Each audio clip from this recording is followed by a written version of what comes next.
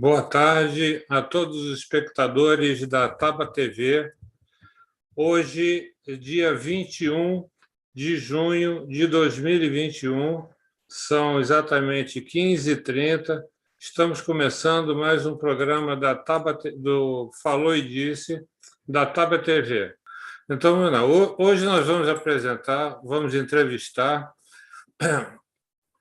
o Felipe Araújo. Felipe Araújo, ele é presidente, diretor do SENS, Sindicato dos Engenheiros do Estado do Rio de Janeiro. Ele é diretor da Associação dos Empregados de Furnas. Ele é engenheiro civil hidráulico, trabalha na parte de execução de recursos hídricos e meio ambiente, e veio aqui conversar com os espectadores da Taba TV um tema que está pegando fogo, que é a privatização da Eletrobras, a explosão nas contas de luz que pode acontecer, e perguntar ao nosso amigo Felipe se vamos voltar aos apagões. Então, esse é o tema mais geral do programa. Quero primeiro mandar um beijo para a Marina Pérez, que hoje ela é aniversário dela, ela é uma grande espectadora aqui do nosso programa. Um beijo, Marina. Parabéns. Então, vamos lá. Seja bem-vindo à nossa Taba, Felipe, por favor. Muito obrigado, Leon. Obrigado, Helena. Obrigado, telespectadores, internautas. É um prazer estar aqui para poder falar para as pessoas o que está acontecendo, está prestes a ser concretizado pelo Congresso Nacional contra o povo brasileiro.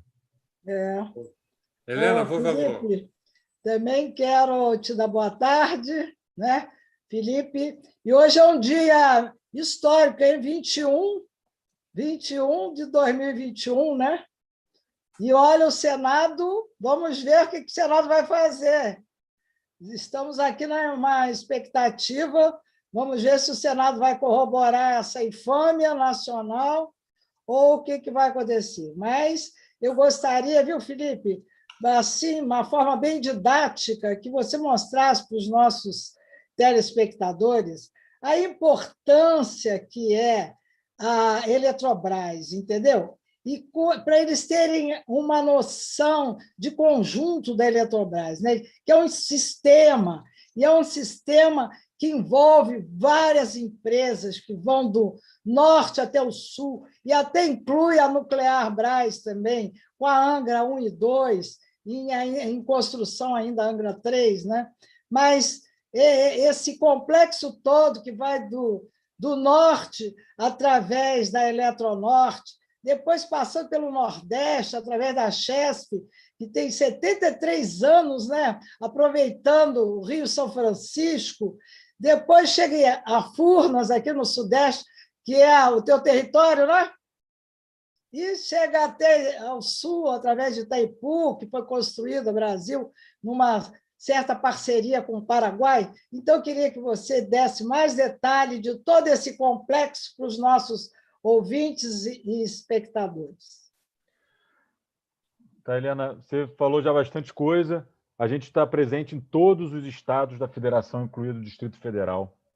Então, uma empresa que é a maior empresa de energia da América Latina, ela tem essa presença geográfica, né, no nosso país, continente Brasil.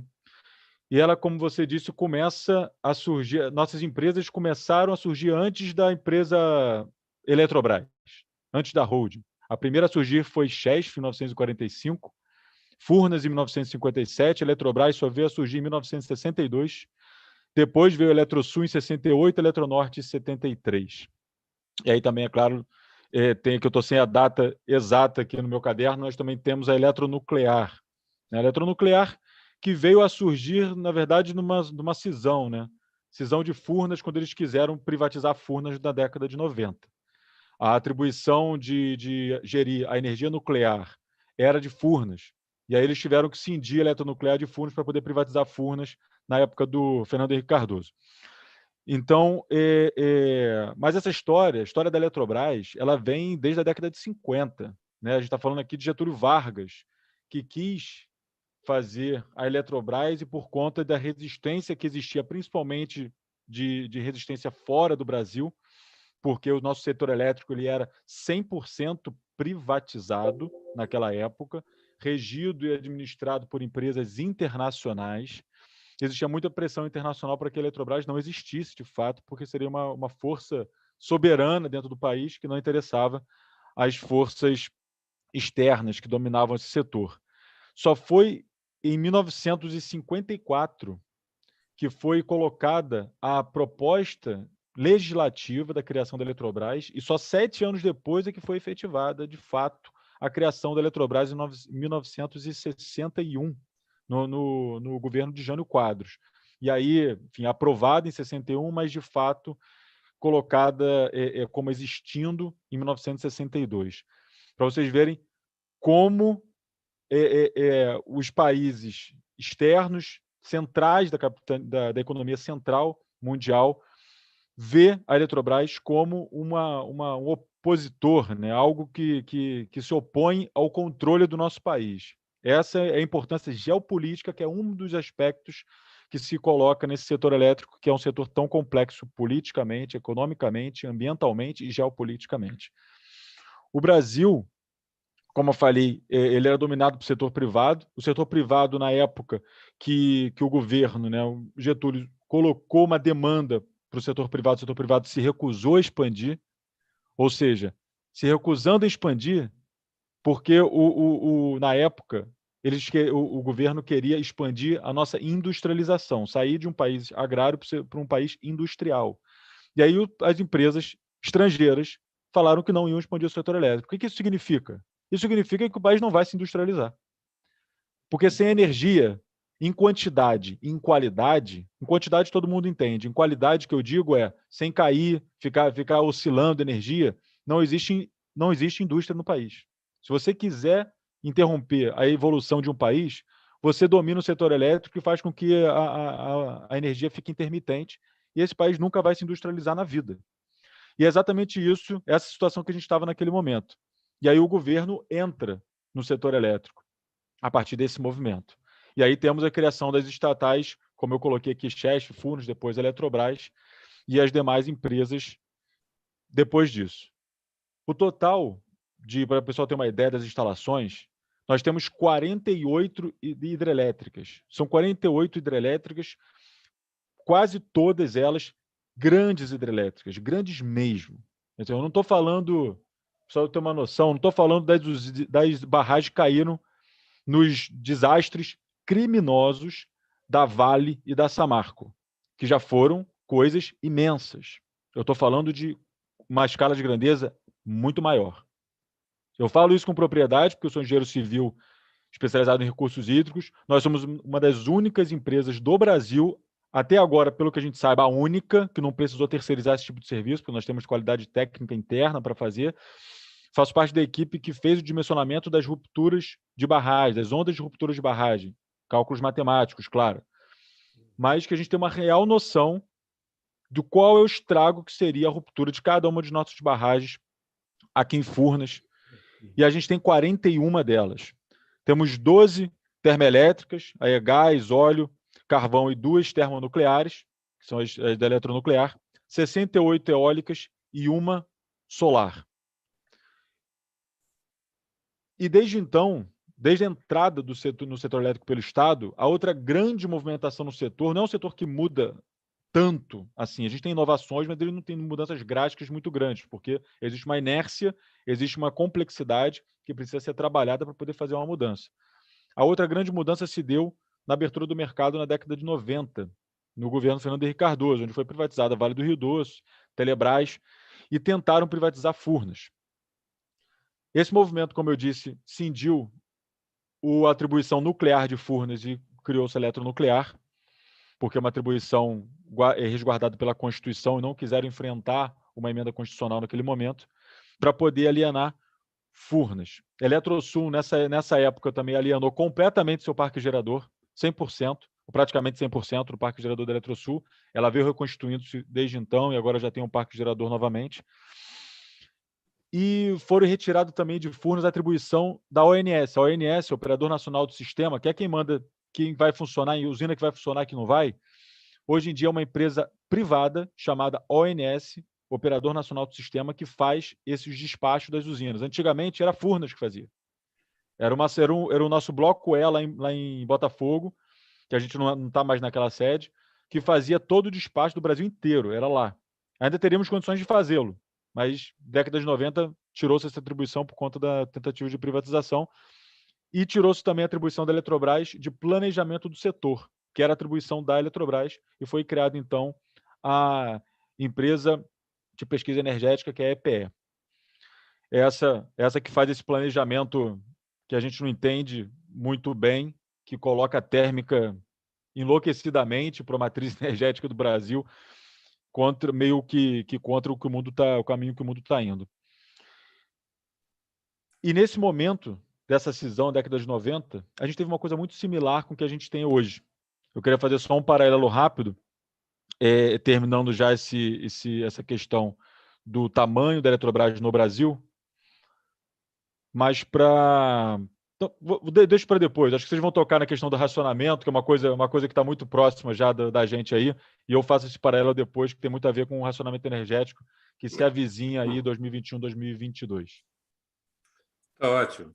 Vamos, porque, na verdade, esse papo é longo. Se a gente for esgotar, vamos ficar aqui umas 5 horas. Mas como a gente sabe que é um assunto complexo, a gente já deixa até um convite prévio para a gente continuar esse papo diversas vezes aqui no Taba TV. A Taba TV está aqui aberta para. Estamos com as portas das nossas ocas estão abertas para você. Tá bom? Eu queria levar aqui para os espectadores da Taba TV para poder acessarem o nosso site tabatv.com.br e no YouTube não se esquecerem de se inscrever e dar um like, tá ok? Felipe, a minha ideia aqui agora é tentar pegar um gancho para poder ver essa questão que é a questão das privatizações. E até se essas empresas que a gente tem dão lucro também, porque a discussão geral liberal é que ela não é bem administrada, ou dá lucro, não dá lucro. E aí eu queria pegar um paralelo com Howard Hughes, que foi um dos maiores milionários do petróleo, e ele dizia o seguinte: a melhor empresa do mundo é a empresa de petróleo bem administrada. A segunda maior empresa do mundo é a empresa de petróleo mal administrada, ou seja, dá dinheiro de qualquer jeito aquele negócio. Perfeito? Eu queria perguntar se no setor elétrico a situação é a mesma, tá? E ver a questão também da soberania nacional, que foi por onde você terminou a sua fala, eu acho que é importante, para poder a gente entender. Não, você tem uma frase aqui que eu peguei, que eu não vou dizer ela toda, que é um parágrafo, mas fala o seguinte: uma sociedade cada vez mais eletrificada não pode vender a maior empresa de energia da América Latina, abrindo mão da soberania energética. Então, eu queria que você abordasse essa questão de se dá lucro ou não, se é bem administrado ou não, entendeu? E como um setor energético, ninguém vai abrir mão da sua soberania para entregar suas fontes, seu modelo energético, sua matriz energética. E aí a gente pode colocar os americanos, russos, chineses, alemães, todo mundo trabalha dessa maneira. Sim. Bom, começando pela questão financeira. E aí eu queria colocar aqui uma coisa conceitual antes para as pessoas, que eu aí pessoalmente acho mais importante de tudo. É claro que a gente tem que debelar essa narrativa neoliberal, mas não tendo cuidado de não entrar na lógica deles. Porque uma estatal, isso é muito importante que as pessoas entendam, uma empresa estatal, ela existe por ser estratégica. Ela não existe para fazer dinheiro para o Estado. Ela existe para desenvolver o país. Isso significa que ela pode até não dar resultados financeiros positivos, desde que ela gere riqueza para o país. É isso que significa uma empresa estratégica. O que eu quero dizer com isso? Vou dar um exemplo bem básico nosso, de quintal nosso aqui de hidrelétrica. Nós temos hidrelétricas que, se você for ver a parte financeira, vale a pena entrar nesse jogo aqui? Se fosse uma empresa privada, não entrava. Que está praticamente no 0 a 0. Mas O entorno do lago utiliza a água do lago para uma série de atividades de aproveitamento de recursos hídricos estranhos ao trabalho de geração de energia elétrica, que faz com que toda aquela região se desenvolva e gere uma riqueza enorme para o país. Eu estou falando, por exemplo, do aproveitamentos múltiplos de Manso. O nome é esse, aproveitamentos múltiplos de Manso. Ele não nasceu como hidrelétrica de Manso. Exatamente porque o foco dele não é a geração de energia pura e simplesmente. A gente tem uma usina de Batalha que também serve muito a questão de irrigação a plantio de soja. Então, a gente tem uma série de questões envolvendo hidrelétrica, porque também envolve água, que são estranhas ao negócio de geração de energia elétrica pura e simplesmente. Então, a gente pode, sim, gerar riqueza fora do balanço da nossa empresa, desde que isso resulte num balanço positivo para a nação brasileira. Mas, a despeito disso, a gente dá dinheiro. Se você pegar o histórico todo da Eletrobras, o histórico da Eletrobras, vai lá, desde que ela é velhinha, vai lá, vai caminhando com ela dá dinheiro o tempo todo. Centenas de milhões de reais todos os anos. Qual é o período que deu prejuízo? Um período recente, que os liberais utilizam, ele é um período de 3 anos. É um período de 3 anos? 4 anos. Que a gente ficou no negativo e depois, mas a gente ficou no negativo, voltando para o positivo, de forma bem inclinada. Isso empresa privada nenhuma faz. Isso é excelência administrativa. Então, foge completamente ao mito, né, de que empresa estatal é ineficiente, etc, etc, etc. Porque a gente teve um MP 579, depois convertido em lei, que ela antecipava a renovação de uma série de usinas nossas, que estavam no final do período de concessão de 30 anos. Hoje em dia totaliza 14 usinas, se eu não me engano, no grupo todo. E que essas empresas, como acabou o período de concessão de 30 anos, todo o investimento que a nação brasileira fez e pagou, todo mundo paga na conta de luz, ela foi amortizado. O que a gente diz que foi amortizado? O que a gente quer dizer com isso? A gente já pagou a obra da usina. A gente vai pagando nossa conta de luz um pouquinho, pela obra que foi colocada lá na frente. Porque hidrelétrica é um investimento muito grande, ele é intensivo em capital, de altíssimo risco. Então, ou o Estado banca aquele negócio ali e constrói e depois vai amortizando a dívida ao longo do tempo, como se fosse um parcelamento, ou não se faz.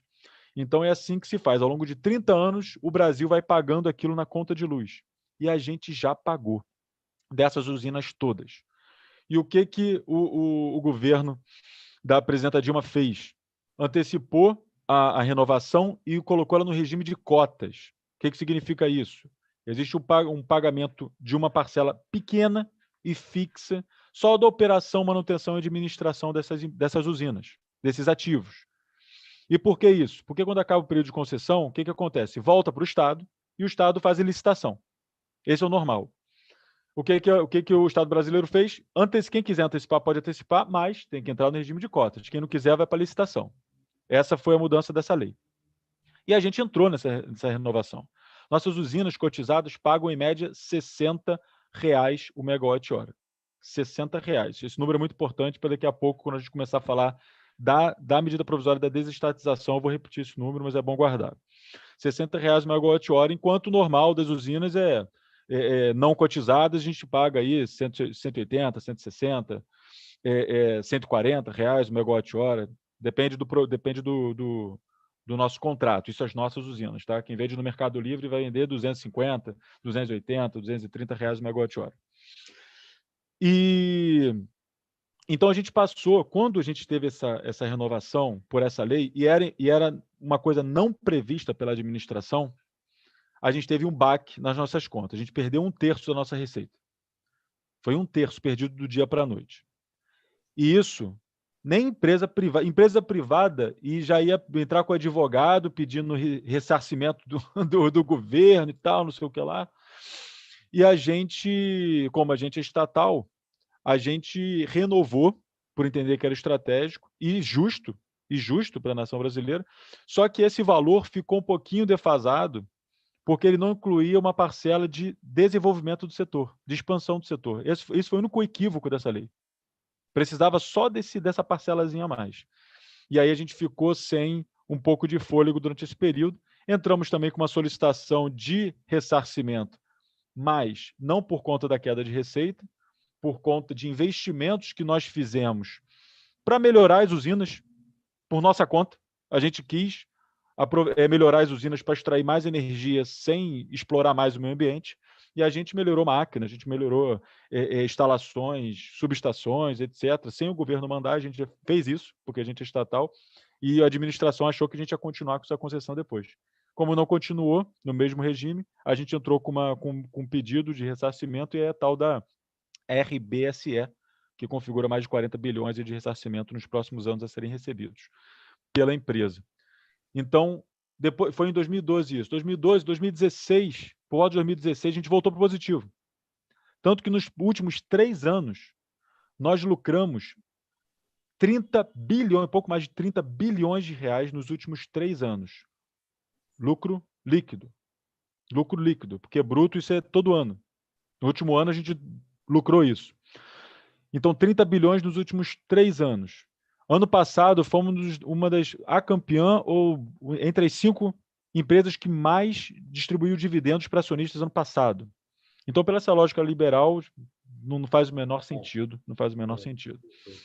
E é mais ou menos como você disse, administrando bem, administrando mal, você vai ganhar dinheiro no setor elétrico. Ganha esse dinheiro, porque não existe sociedade moderna sem eletricidade. Então, você pode fazer a coisa pior do mundo, você vai continuar vendendo e alguém vai continuar comprando de você. Em relação a essa questão do valor, então, e da nossa receita, a gente tem esses dados. Além disso, o outro dado também muito importante é que levando em consideração o último ano, cada trabalhador nosso, porque o nosso quadro tem sido deplecionado, né? Tem sido colocado, as pessoas foram colocadas na rua por planos de demissão voluntárias, né? Por conta dessa pressão. E a gente tem ficado sobrecarregado. Então, cada trabalhador nosso no último ano gerou pouco mais de 470 mil reais por cabeça de trabalhador de lucro líquido. E eu duvido que tenha outras empresas do setor privado que consigam bater esse número no ano passado. É uma das mais lucrativas. Para vocês terem uma noção, a Petrobras, no último ano, cada trabalhador gerou 140 mil, por volta de 140 mil por cabeça de lucro líquido, e nós geramos 470. 470 foi a CEMIG. CEMIG também é estatal. Então, em termos de desempenho financeiro, nós estamos muito bem, obrigado, e somos referência para o setor privado, inclusive. No ranqueamento da Exame, das maiores empresas, nós estamos lá. E reconhecidos pelas outras empresas do setor como excelência técnica, administrativa, etc. Então, como todas as grandes empresas nacionais, elas são realmente super consideradas e estão no ranking das top empresas do mundo, né? Mas conclui, por favor. Exato. E a questão da soberania nacional, eu faço um link com a minha fala anterior, quando eu estava falando da história de criação da Eletrobras. Relembrando aqui que o Brasil queria crescer e o setor privado e o setor elétrico estava totalmente na mão do setor internacional privado, se recusou a fazer o investimento. O que isso significa? O que soberania significa? E isso é uma questão muito importante, que as pessoas veem isso como uma forma muito abstrata, mas não é. Soberania é isso. Soberania é, eu quero ir, enquanto nação, para aquela direção. Se eu puder ir, eu sou um país soberano. Se eu ficar dependendo de pedir para alguém, eu não sou. É isso que significa soberania. A gente não tinha soberania energética naquele momento. E, portanto, não tínhamos soberania nacional. Soberania energética tem um vínculo muito forte com soberania nacional. Porque a oferta de energia tem um vínculo direto com o PIB, com o Produto Interno Bruto de um país. Se não houver oferta de energia, o Produto Interno Bruto não cresce. Portanto, não há desenvolvimento, não há soberania desse país, portanto. A decisão de desenvolver-se não está na mão do país, está na mão de país externo. Então, não configura soberania. E no caso da Eletrobras, a gente está caminhando para um mundo eletrificado, cada vez mais eletrificado, abandonando outras fontes e sempre eletrificando as fontes de energia. Pega vento, eletrifica, pega sol, eletrifica, pega fóssil, eletrifica, pega tudo, eletrifica, pega água, eletrifica, pega onda, eletrifica, pega a diferença salina, eletrifica. A gente está eletrificando tudo. São novas fontes que estão surgindo por aí. Hidrogênio, a gente eletrifica. Então, você tem uma empresa estratégica, a maior empresa da América Latina, que também detém um centro de pesquisa de energias elétricas, o CEPEL, que é referência mundial, e está botando para daqui a 6 anos acabar. Você abre mão disso, você abre mão da sua soberania energética novamente. A gente está voltando para aquela época que a gente era um país agrário, que aparentemente o planejamento é esse, e abrindo mão da nossa soberania energética e, portanto, da nossa soberania nacional. A gente está virando colônia, de pouco a pouco, a gente está virando colônia aqui no Brasil, frente às nações do mundo, sendo que a gente, com a Eletrobras, isso é um detalhe muito importante também. Por que estão fazendo esse movimento? Não é só por dinheiro. É porque, geopoliticamente, nós somos um dos únicos países do mundo que possui uma vantagem política, geopolítica, estratégica, diante, inclusive, dos países centrais da economia central do mundo, que são os nossos reservatórios. Os nossos reservatórios são grandes baterias azuis, são as nossas pontes para um futuro de energia limpa, renovável, zero poluição. Sermos a referência no mundo nesse tipo de matriz energética. Se a gente pegar nossos reservatórios, e mais de 50% deles está na Eletrobras, e dos grandes estão na Eletrobras, a gente consegue usar os reservatórios para dar estabilidade ao sistema elétrico, interligado nacional, que já interliga praticamente todo o Brasil, e com isso a gente poder incorporar uma quantidade enorme de energia intermitente, que é o caso da eólica, solar, e essas novas que estão surgindo por aí, e fazer uma grande revolução verde aqui. Enquanto o resto do mundo, a Alemanha, etc., está lutando para fazer uma tecnologia nova de bateria. O Elon Musk, na Tesla, por exemplo, não está fazendo carro, ele está fazendo bateria.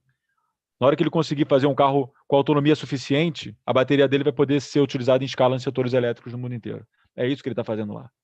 Perfeito. Os países não têm isso, e nós temos isso nos nossos reservatórios. Então, também faz parte de controle geopolítico perder a Eletrobras. Tem razão. Os nossos espectadores da Taba TV, lembrar de visitar o nosso site tabatv.com.br.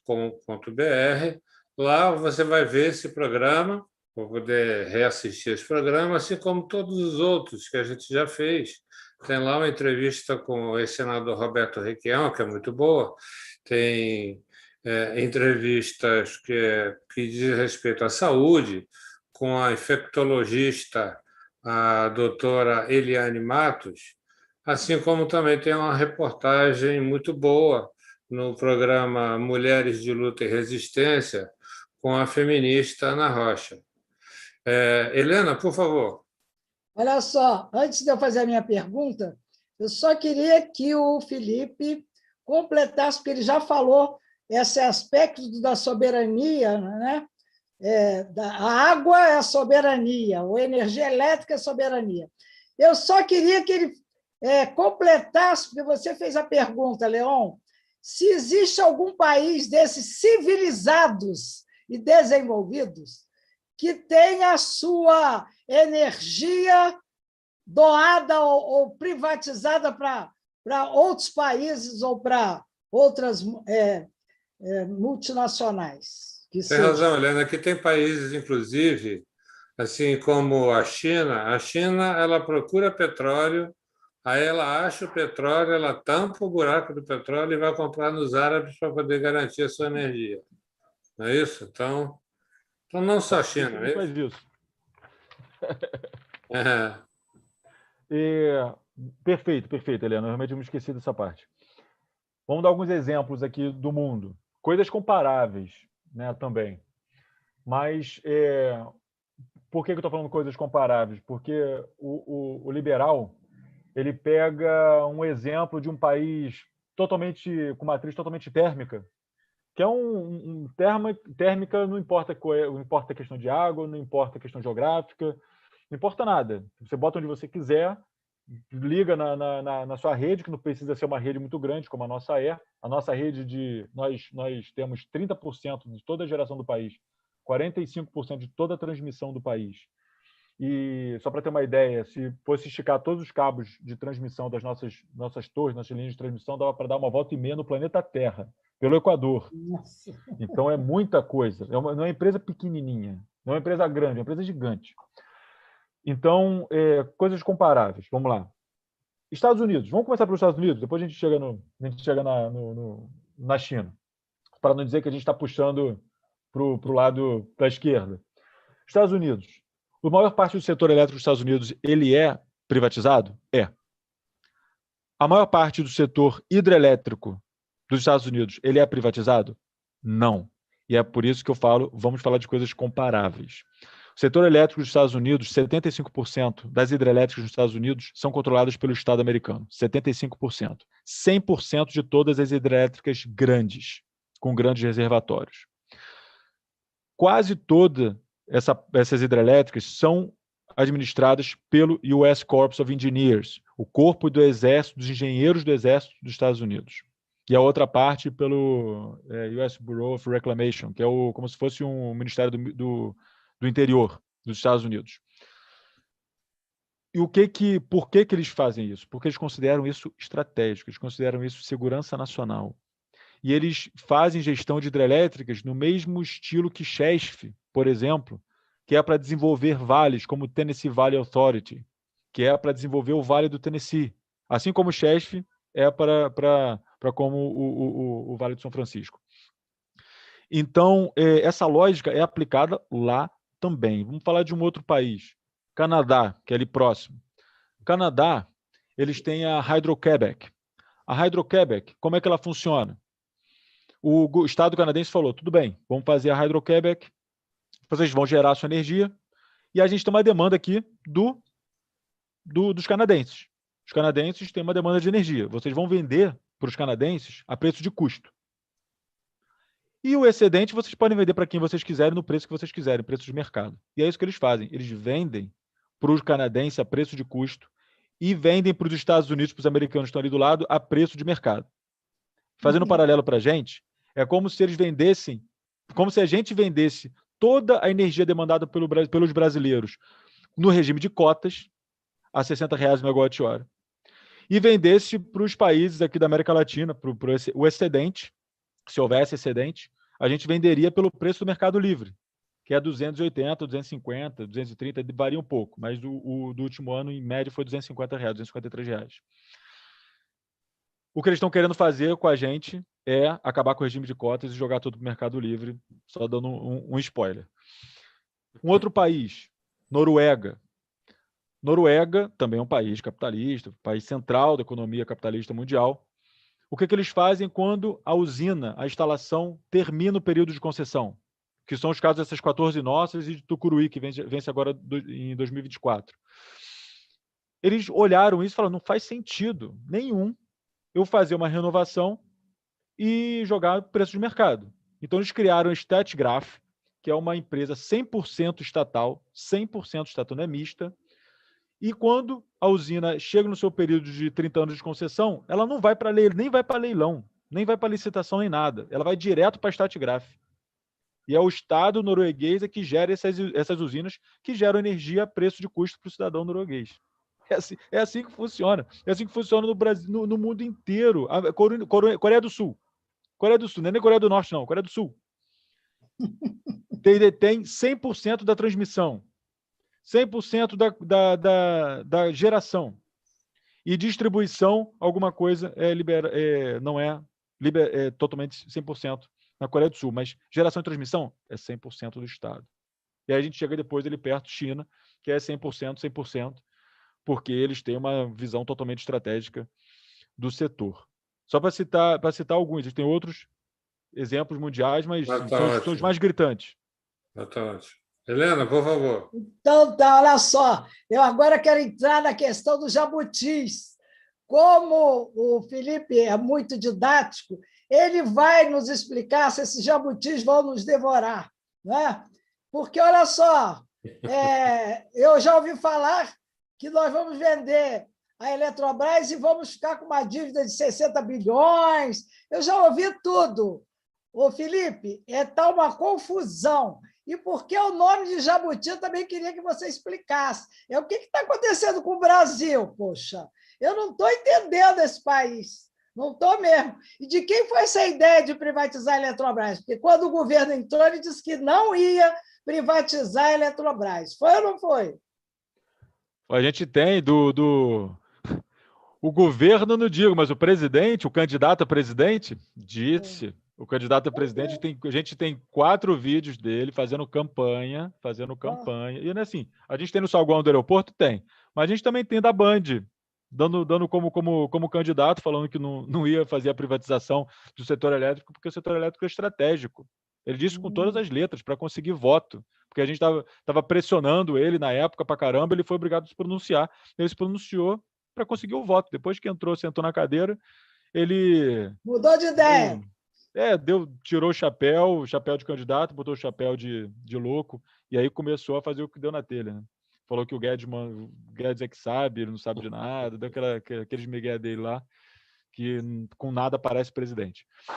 Mas, começou e botou a empresa de novo na rota de colisão aí de venda. E detalhe, esse projeto de lei, Helena, ele é muito sui generis, por quê? Ele começou no governo Temer, e nós derrotamos o governo Temer.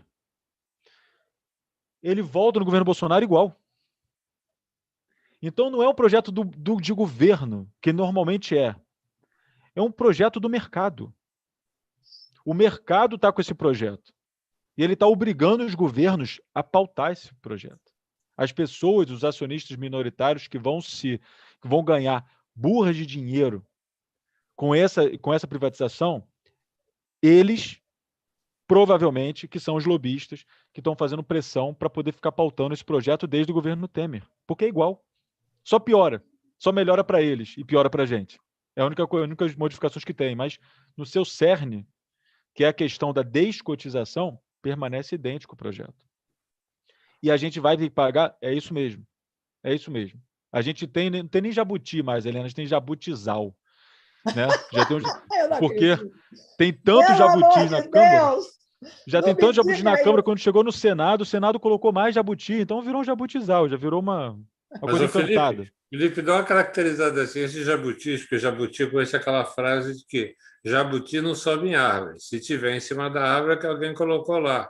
Nesse caso, esses jabutis são sem nomear as pessoas, né? Mas que setores são esses? Que grupos são esses?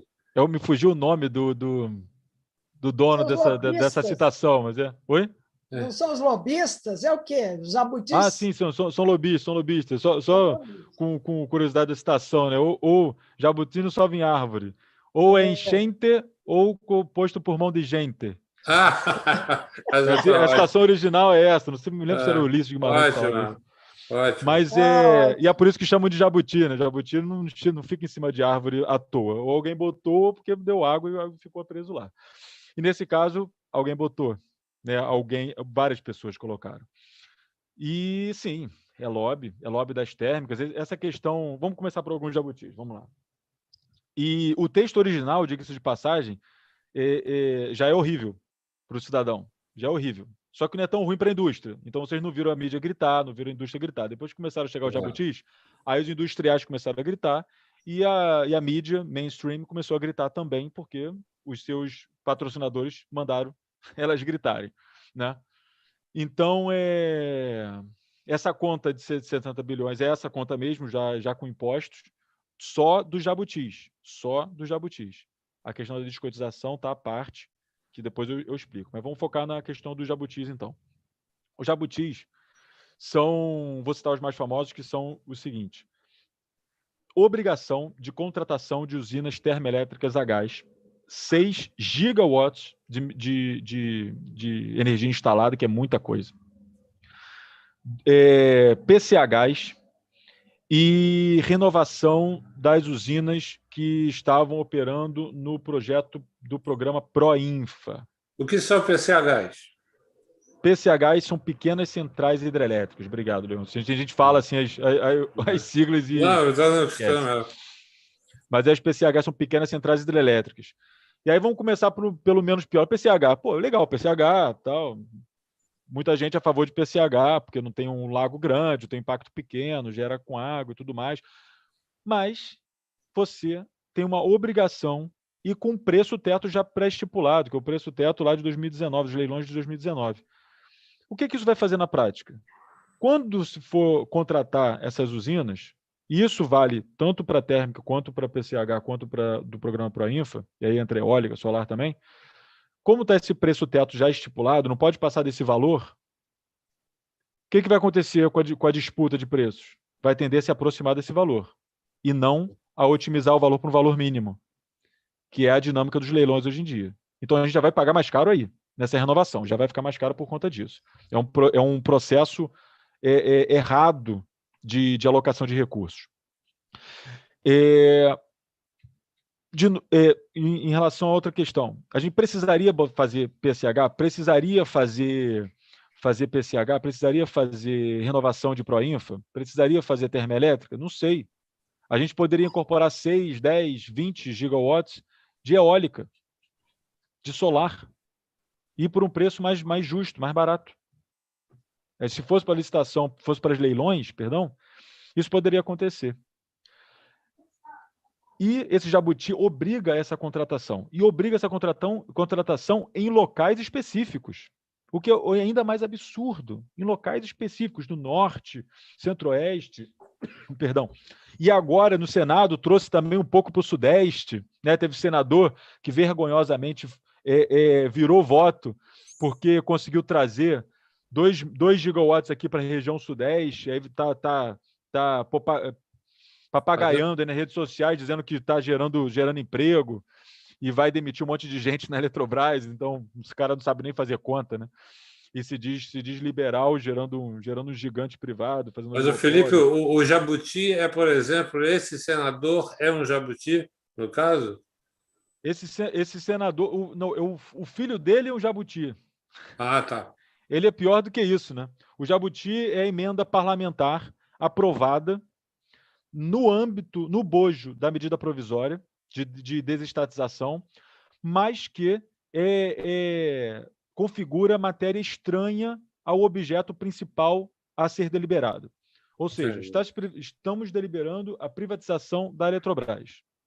Aí o cara fala que tem que contratar térmica a gás num lugar que não tem nem gasoduto chegando.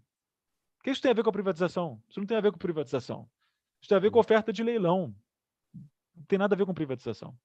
O que tem a ver com privatização, pagamento de indenização para o Estado do Piauí? Nada. Por conta da privatização da distribuidora? Nada. Então, a gente tem matérias estranhas, totalmente estranhas à matéria principal, que a gente chama de jabuti por conta disso. Então, que fica como se fosse uma coisa que está engordando o projeto principal. Muito bem. Olha só, a gente está diante também de mudanças climáticas e a gente depende muitas vezes das situações climáticas para poder a gente, vamos dizer assim, fornecer elementos para poder criar energia para a nossa matriz. Então, tem uma série de energias disponíveis hoje em dia e a questão é o seguinte, primeiro, como que a gente pode dizer, isso é uma pergunta primeiro, que a gente está numa crise se tudo que depende, que a sua matriz energética depende, para poder funcionar, você tem previsibilidade. Você sabe quando vai ser o tempo, como vai ser daqui a um tempo, se vai chover, se não vai. Então, você pode se organizar para isso, perfeito? Então, isso é uma coisa. A outra é o seguinte, a gente tem uma série de outras fontes energéticas né, como eólica, solar, etc., que a gente deve tender, ao longo do tempo, migrar para elas também. Queria saber se essa migração, porque às vezes a gente fala o seguinte: vamos fazer energia eólica. Mas, na verdade, não tem chance de conseguir gerar muita energia com isso nesse momento. Ele teria que passar um período de transição até chegar com a planta da forma como a gente gostaria, e não ficar simplesmente imaginando que amanhã a gente pode botar painel solar em tudo quanto é canto, né? Então, a minha pergunta do ponto de vista mais geral, que negócio de crise é esse que a gente pode prever tudo que está lá na frente? Como podemos sermos pegos de surpresa pelas questões climáticas, pelas questões da natureza? E outro é o seguinte: que alternativas a gente tem para novos modelos de fontes de energia? Então, a gente tem. Aí eu vou fazer o paralelo aqui que eu fiquei para fazer depois.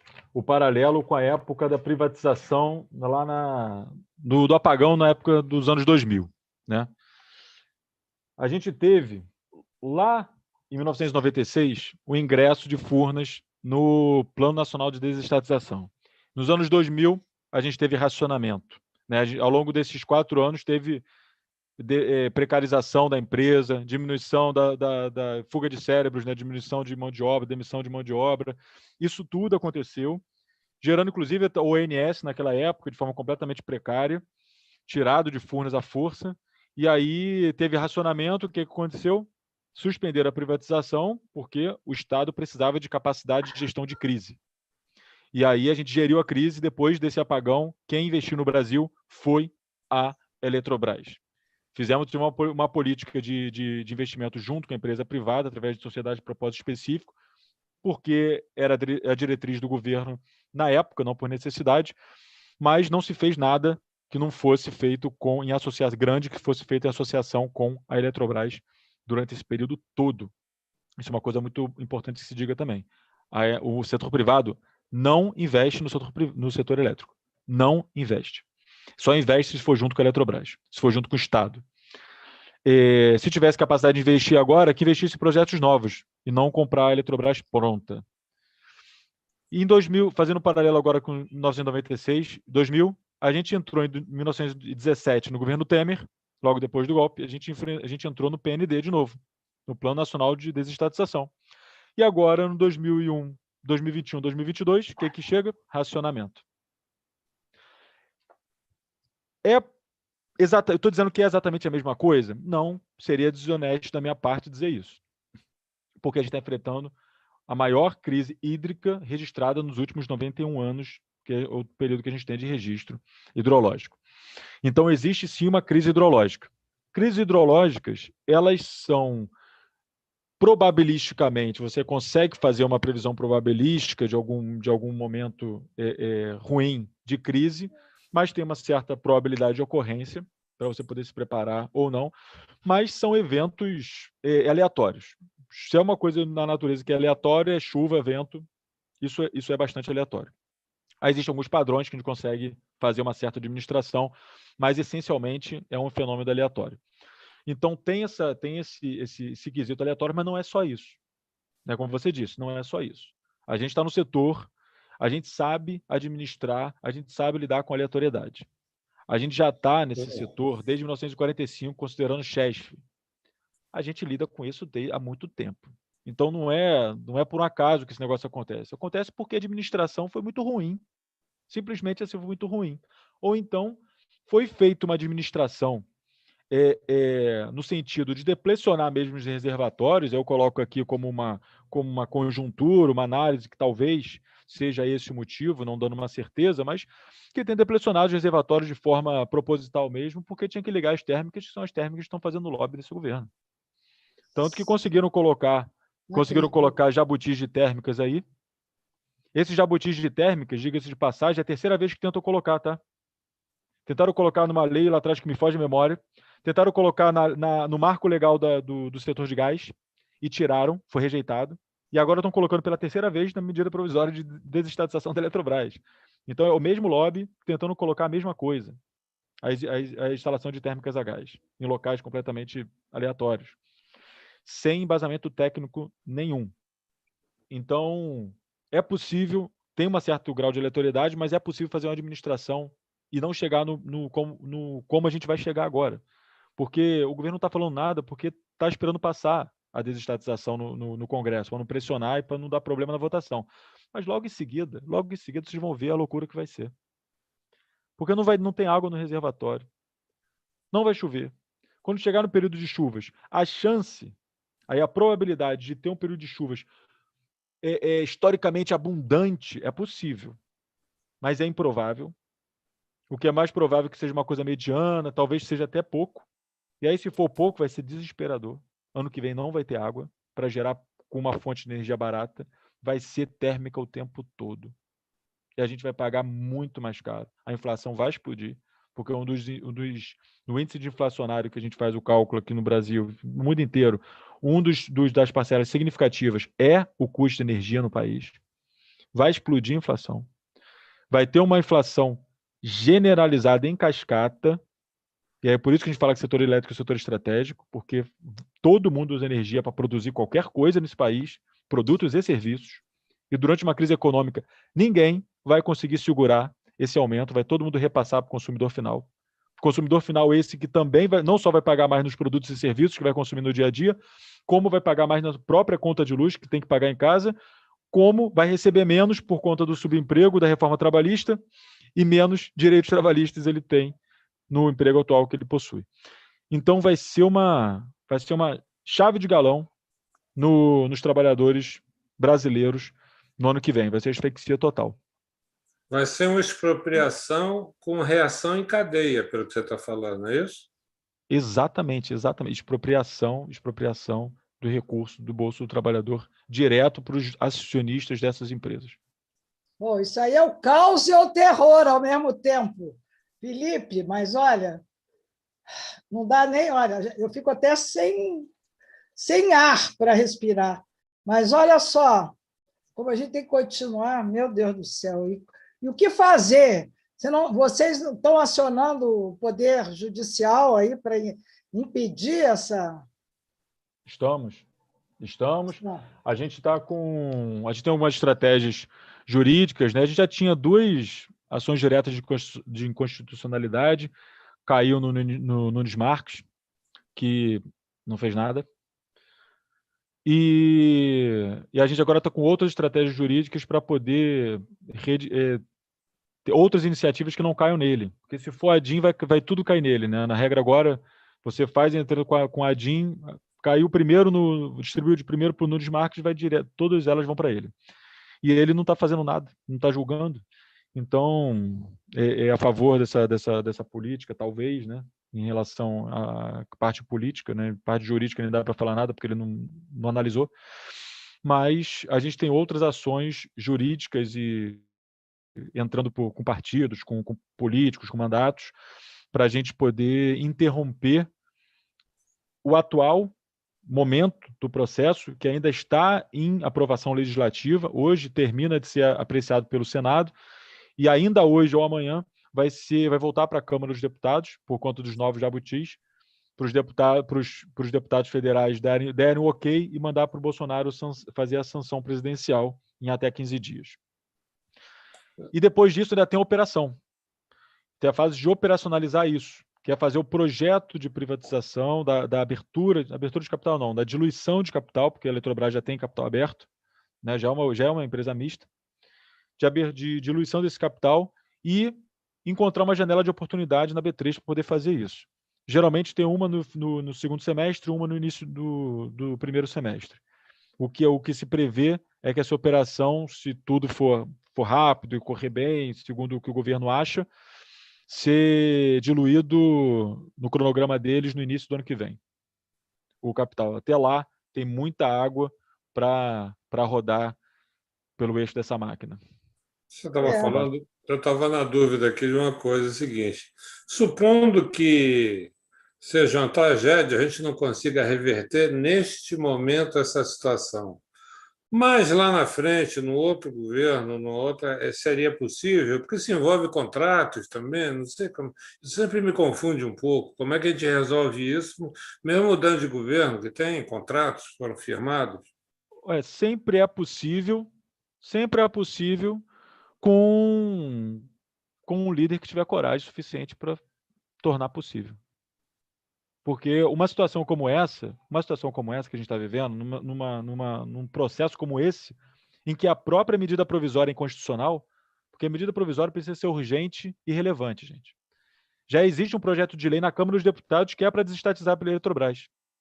A opção do Arthur Lira de não tocar o negócio, do governo de não tocar o projeto de lei e fazer a discussão, porque eles não querem fazer discussão com a sociedade, não querem fazer audiência pública. Não teve audiência pública.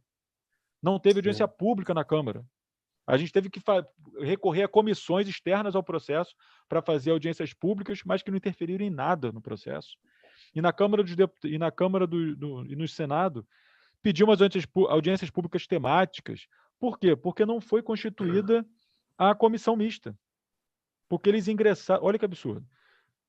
Desculpa, eu vou abrir esse parênteses de novo, porque Vamos lá, por favor. Não é só inconstitucional, porque não é urgente. Principalmente não é urgente, porque o assunto ele pode até falar, é relevante, a maior empresa da América Latina, entra um pouco na zona cinza, mas urgente de forma alguma.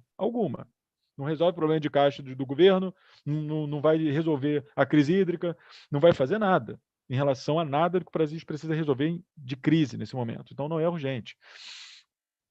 Já deveria ser inconstitucional aí, e os deputados e senadores estão sendo cúmplices de um crime, lesa pátria, porque estão dando ok para isso. Todo mundo que botou a digital lá é cúmplice de crime lesa pátria, porque sabe que é inconstitucional e foi fazer negociata em balcão. Para além dessa questão da medida provisória, ano passado, o Congresso aprovou um regime especial de rito sumário para todas as coisas relacionadas à pandemia. E aí não tinha comissão mista instalado, não tinha nada, era joga no plenário, relator joga no plenário e aprova porque a crise da pandemia. Um monte de coisa passou que não era pandemia. E agora, no início desse ano, que já passou, isso era para o ano passado, era até dezembro. A MP foi colocada 23 de fevereiro desse ano e eles aproveitaram esse dispositivo do ano passado, porque eles não tinham voltado para presencial ainda, porque tinha dado uma alta de onda aí da pandemia. E eles usaram o dispositivo lá do ano passado, o rito sumário, para medida provisória. Então não constituíram comissão. Boiada! Total. Um negócio completamente inconstitucional e é ilegal. Eles estão fazendo um negócio ilegal e inconstitucional. Se é que dá para diferenciar uma coisa da outra. Mas não teve audiência pública nenhuma. O Senado abriu um pouquinho, porque o Pacheco chegou com 30 dias para o Rodrigo Pacheco. O Rodrigo Pacheco deu um somebody love ali, abriu audiência pública temática para se dizer isento, mas conseguiu botar o jabuti dele, né? Porque é para levar coisas lá para o estado dele, as verbas indenizatórias para a região que vota nele, está tudo resguardado lá. Então, enfim. A sociedade, hein, Leon? Era importante que ele dissesse o que ele acha da sociedade civil, se ela está informada sobre tudo que está acontecendo ou se está sendo surpreendida assim, sem reação e sem saber direito o que está acontecendo. Não está, Helena. Isso só complementando, Leon, desculpa, que eu acabei não respondendo de 100% sua pergunta. Para voltar uma situação, por exemplo, reestatizar, se fosse o caso, primeiro que tem que ter alguém com vontade de fazer, né? Porque vai ter um problema. Segundo, se quiser fazer um negócio, vamos fazer pela lógica do sistema que está sendo costurado agora, dificilmente consegue. Por quê? Porque o projeto de privatização ele é sórdido. Ele dilui capital, deixa o Estado com 40%, 45% das ações. Os privados têm lá dizendo que pode ficar no máximo com 10%, fala que não pode fazer acordo entre eles, mas se for 5 chinesas, por exemplo, vou botar só a China nessa parada porque tem 5 empresas chinesas aqui, mas poderia ser 5 empresas controladas pelo fundo BlackRock, que é americano, por exemplo, que pode controlar indiretamente. Não precisa de acordo de acionista nenhum, ele controla indiretamente, acabou-se. Né? E é isso que vai acontecer. É isso que vai acontecer. E o governo brasileiro não tem 40%, 45% de voto. Eles esterilizaram as ações do governo. O governo vai ter 40%, o governo vai ter 40% de ações, mas só vai ter 10% de direito a voto. Ou seja, é um absurdo. Não está valorizado, não está valorado isso. Não tem específico lugar nenhum onde está valorado. Na verdade, não tem especificado em lugar nenhum, porque não existe nenhum estudo técnico. Gente, olha só, não existe eu não estou exagerando, não existe um estudo técnico com premissas, com fórmula, dizendo como que está chegando nos valores que o governo está apresentando. Não existe um estudo técnico. E agora no Senado, com muita pressão dos senadores, passou pela Câmara sem nada. Quando chegou no Senado, eles publicaram umas planilhas estáticas com um númerozinho pintado lá, dizendo que vai baixar a conta de luz. Gente, isso não é estudo técnico. A gente está vivendo uma loucura total. Não tem nada tecnicamente que subsidie o que eles estão fazendo nesse momento. É uma temeridade e é negociata pura. E a sociedade brasileira não está ciente. Por vários motivos. Primeiro, é um setor muito complexo. Vocês podem ver para o breve bate-papo que a gente está tendo aqui agora, que existem vários aspectos. É economicamente complexo, é politicamente complexo, é ambientalmente complexo, é socialmente complexo, é geopoliticamente complexo. Por isso que a gente diz que só o Estado consegue pacificar esse negócio. Sem o Estado no meio, não dá para pacificar esses interesses múltiplos que existem a respeito disso, principalmente quando se envolve hidrelétrica, que também fala de água. Então, e ainda mais no nosso sistema que tem uma agência reguladora fraca. Nossa agência reguladora, ela sofre pressão de lobista e cede. A gente paga, desde a década de 90, que teve a abertura do setor elétrico, a gente paga mais de 60% acima da inflação no setor das pessoas em casa e comercial, e no setor industrial mais de 100% acima da inflação. Que necessidade o Estado brasileiro teria de cobrar acima da inflação se não fosse essa questão de pressão de lobista de empresa privada para aumentar a distribuição de operacionistas? Felipe, mas a agência reguladora, o modelo brasileiro, não é, na verdade, para regular em função da necessidade da sociedade, mas sim de empresa. Veio para Exato. isso. Então, eles disputam entre eles lá dentro da agência, porque eles também disputam, perfeito? Então, eles disputam lá, a gente fica assistindo esse negócio. E a porta giratória, né? Oi? E a porta giratória funciona lá também, né? No mercado, Helena, lá, sai. Nós temos espaço ainda para 2 perguntas e as considerações finais. Porque Nosso já amigo temos Felipe, 1 hora por favor. de né? Eu tenho uma pergunta para fazer, faz a sua, por favor, Helena. Não, eu queria saber, no caso de uma privatização, né, como é que fica, por exemplo, Itaipu? Se é a mesma coisa, por causa do convênio com o Paraguai. E eu acho que teria uma outra pergunta que eu não estou me lembrando, depois eu faria. Falamos, então, do projeto em si, que é o projeto que vem como eu falei, vem desde o Temer, vem mais ou menos com a coluna vertebral igual. Como o Itaipu decorre de um acordo binacional e seria muito complicado mexer nisso, assim como na época de queriam privatizar Furnas, seria muito complicado uma emenda constitucional para poder privatizar a parte nuclear, eles vão manter uma empresa pública que vai abarcar a Itaipu Binacional e vai abarcar a eletronuclear. Tá? Então, isso vai continuar público.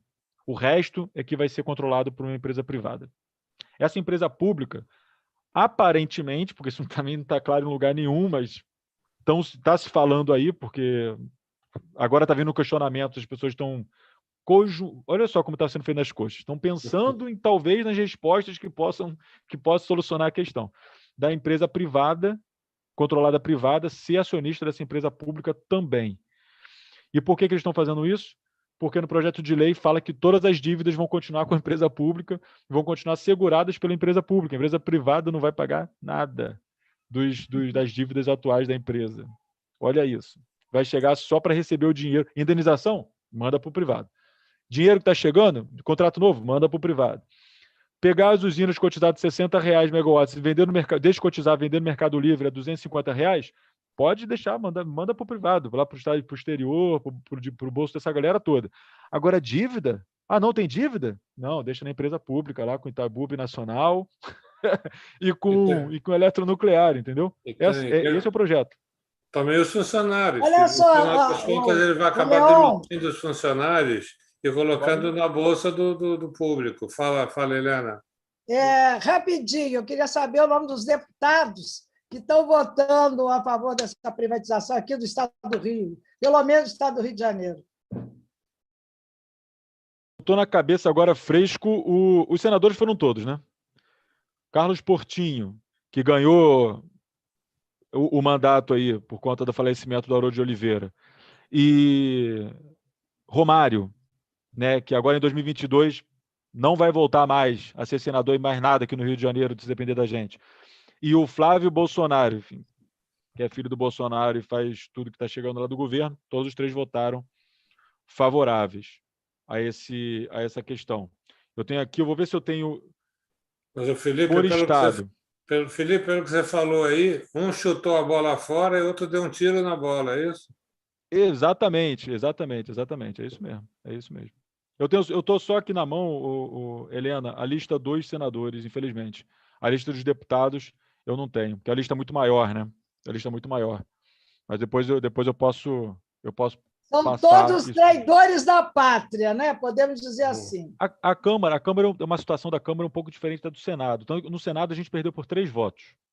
Né? 3 votos emblemáticos que viraram aí foram esses dois aqui do Rio de Janeiro, Carlos Portinho, Romário, que o Romário chegou a mandar inbox para trabalhador do sistema dizendo que ia votar contra. Foi uma vergonha, uma vergonha.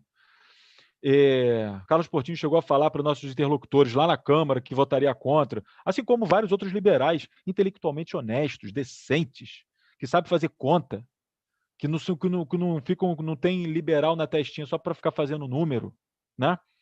E que Esperidião Amin votou contra, Álvaro Dias votou contra.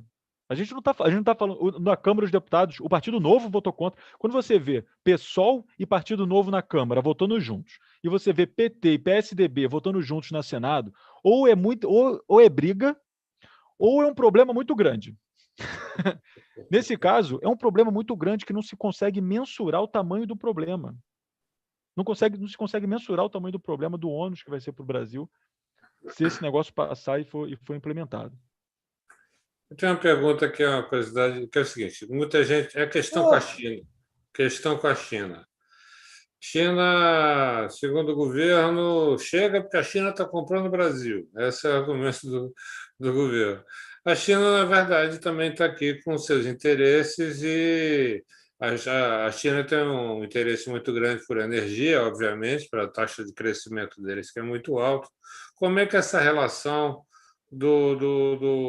da China com nossas questões energéticas, que são estratégicas? Os chineses eles fazem negócio de uma maneira um pouco diferente da Europa e dos Estados Unidos, mas, de qualquer forma, eles estão olhando o lado deles, naturalmente. O que você faz essa avaliação?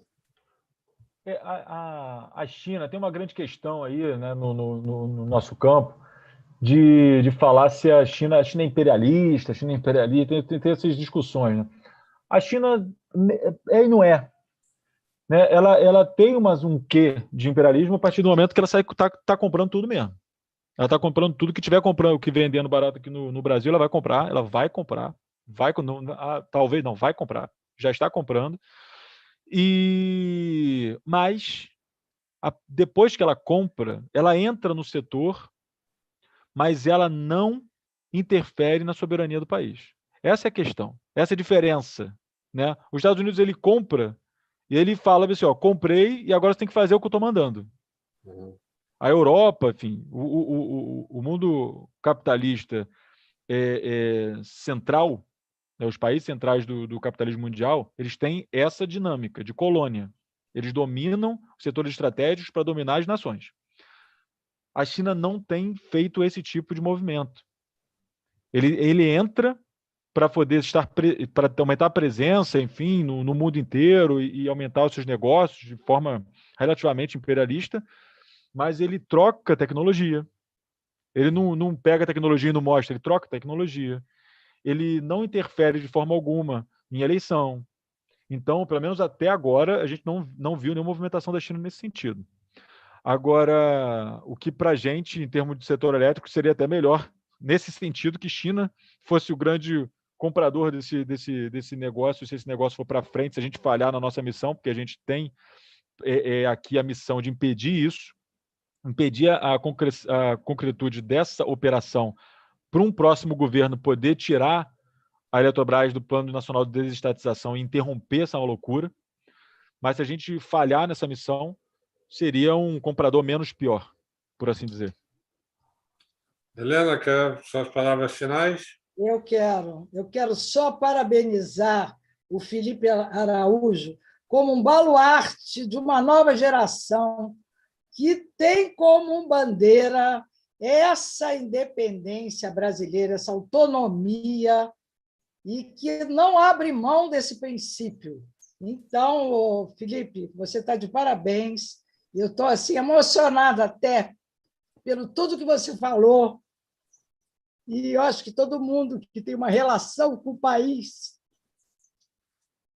não pode aceitar o que está acontecendo. Desculpe, mas... Nada. Helena, essas coisas são coisas que mexem realmente. Quem compreender o que está acontecendo vai ficar mexido. E espero que essa entrevista que a gente fez com o Felipe, que primeiro, parabéns pela sua luta, a gente sabe da sua luta, entendeu? Acho que a sociedade precisaria entender bem mais a respeito do que está acontecendo, para poder, na verdade, sentir o que a Helena está sentindo. Agradeço imensamente, espero que os espectadores da Taba TV tenham ficado com dúvidas o suficiente para poder pensar. Antes de eu concluir o programa, eu queria que o CDF fizesse considerações finais, pode se dirigir ao telespectador do programa Falou e Disse, da Taba TV, que eu acho que esse espectador está muito feliz com a nossa entrevista, e muitos desses espectadores não estão tão por dentro assim do que está acontecendo. Eu queria que você desse sua palavrinha final nesse sentido. Primeiro, Leão, obrigado pelas palavras. Leão, Helena. Helena, obrigado pela emoção. É a emoção que eu sinto também, ainda mais a gente que está na linha de frente. E tendo que falar com os trabalhadores, tendo que organizá-los num momento difícil desse, não é qualquer coisa, não. Porque eles são, a gente vê que, por conta da complexidade, eles são os únicos. E a gente coloca isso bem claro para eles. É muito complexo o nosso setor. A gente não pode incutir essa responsabilidade para o cidadão comum. O cidadão comum precisa ser salvo disso. Nós somos os únicos que a história impôs a responsabilidade de salvar o Brasil. Porque a gente sabe do que está acontecendo. A gente sabe quais são as consequências. A gente sabe que, por mais que os industriais sejam contemplados, tirando todos os jabutis, o texto base vai descotizar a energia de 60 para 250 e não tem como, não tem no planeta uma empresa privada que consiga, com a magia santificadora da privatização, ser tão eficiente para cobrir essa diferença. Isso não existe. Vai ter um aumento estrutural, as pessoas vão pegar parte do dinheiro da venda e vão usar na CDE para poder subsidiar, na verdade, mascarar, enganar o povo, para que ele não veja que aumentou a conta de luz. E dinheiro, bilhões que tinham que estar indo para a educação. Se fosse feito um projeto de ser decente, e vai ser feito para ficar enganando o próprio povo. Então, essa privatização do início ao jabutis, ao jabutizal, ele é perverso. Ele é perverso porque ele é pensado contra o Brasil, a favor de acionistas estrangeiros e contra o povo brasileiro.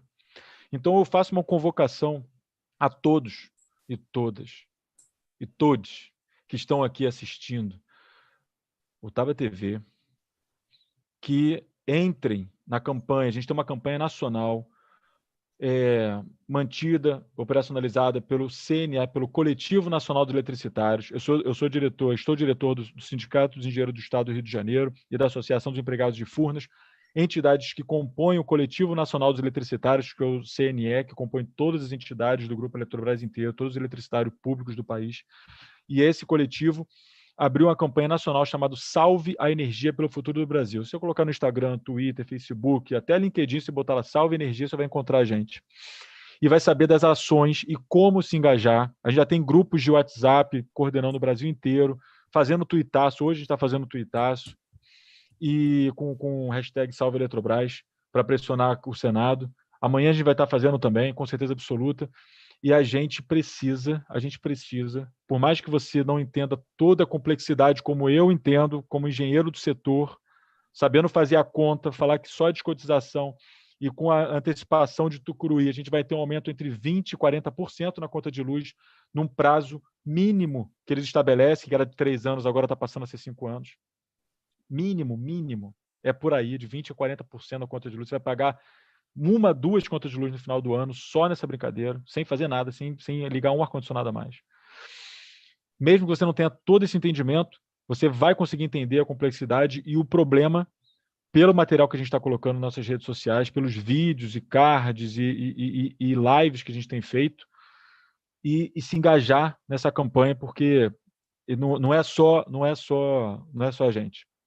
Não é só o meu serviço, o meu trabalho, que é legítimo, que até que eu defenda, mas não é uma luta corporativa. Não é uma luta corporativa. Eu, pessoalmente, eu não estou dizendo isso de todos os eletricitários, mas eu, pessoalmente, entrego a minha carteira de trabalho amanhã, se o Congresso Nacional falar, se o Felipe se demitir amanhã, tá revogado o negócio, eu entrego e vou catar outra coisa para fazer, porque o meu país vai virar uma terra arrasada. O meu país vai virar terra arrasada. O nosso trabalho no dia a dia é o de menos. Não é isso que está mobilizando a gente. Então é por isso que você também tem que entrar nessa luta, para a gente ajudar a entregar para o próximo presidente um país que seja governável, um país que possa se reindustrializar, um país que pode seguir para frente, porque senão a gente não vai ter. Obrigado. Eu diria que esse foi um Taba TV urgente, porque esse assunto, na verdade, tem que estar pautado para todo mundo. E, mais uma vez, queria agradecer ao Felipe Araújo, entendeu? Agradecer pela luta, pela estar na frente de batalha de uma luta que é complicada, complexa. Então, eu queria lembrar aos espectadores da Taba TV que vão lá no YouTube, se inscrevam, dêem um like e acessem todas as nossas entrevistas e outras matérias no tabatv.com.br. Agora, hoje é dia 21/6/2021, são 16h48. Um grande abraço a todos e até o próximo programa do Falou e Disse. Espera aí, antes que termine, eu queria pedir ao Felipe para nos mandar um dos vídeos do governo sendo contra anteriormente a privatização da Eletrobras. Mando todos, tranquilo. Muito bom, muito bom. Então, muito obrigado, boa tarde e um grande abraço a todos. Tchau, gente. Obrigado.